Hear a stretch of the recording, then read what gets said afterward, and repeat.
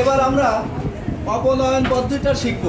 অপনয়ন পদ্ধতি, অপনয়ন পদ্ধতির উদাহরণ 3 নম্বরটা আমি করব, অনুশীলনীর ম্যাথগুলো তোমাদের করতে হবে।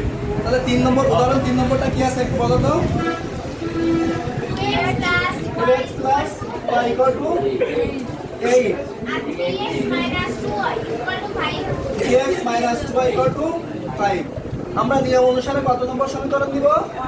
1 নম্বর সমীকরণ, 2 নম্বর সমীকরণ। আচ্ছা, এবার আমরা আগে করছিলাম 1 নম্বর সমীকরণ থেকে প্রতিস্থাপন পদ্ধতিতে করছিলাম কি 1 নম্বর সমীকরণ থেকে y এর আরেকটা সমীকরণ বের করছিলাম।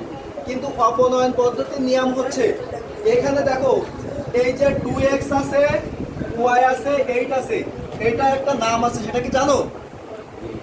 এইগুলোকে বলা হয় এক একটা পদ। এগুলোকে কি বলা হয়? এক একটা পদ।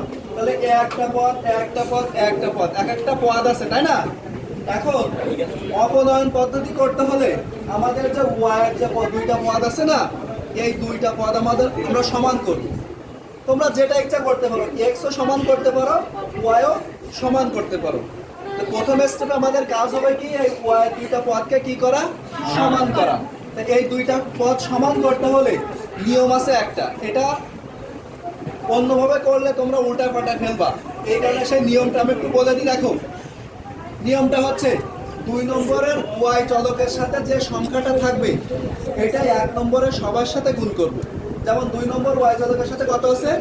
2। এই 2 দ্বারা সবাইকে গুণ করব। আর 1 নম্বর y চলকের সাথে কত আছে? 1। তো 1 দ্বারা সবাইকে কি করব?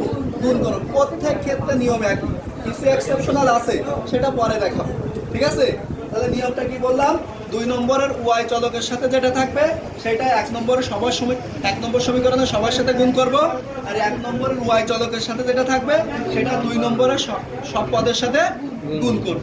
তাহলে আমরা এখন লিখতে পারি কি 1 নং সমীকরণকে 1 নং সমীকরণের সাথে 2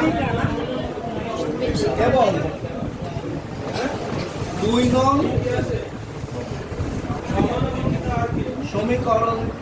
সমীকরণের সাথে 1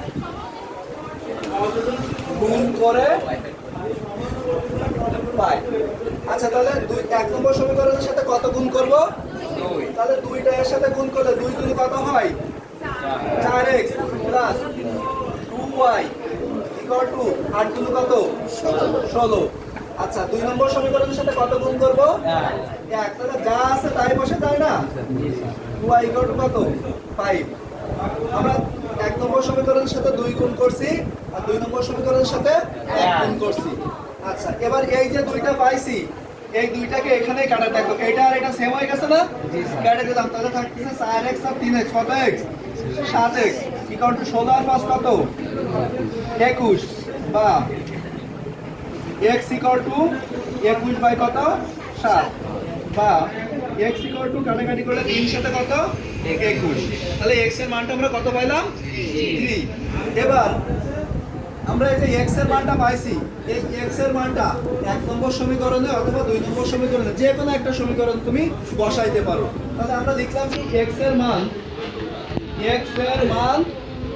1 নং সমীকরণে বসিয়ে পাই। তাহলে 1 নম্বর সমীকরণটা আমাদের কত ছিল? 2x plus y equal to কত? 8। বা তাহলে আমাদের x এর মানটা কত পাইছি? 3। তাহলে আছে 2 ইনটু কত? 3 প্লাস y equal to কত? 8।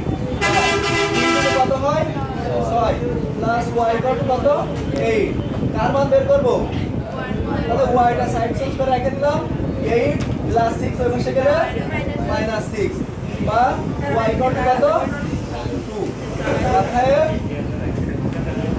সমাধান x, y equal to 3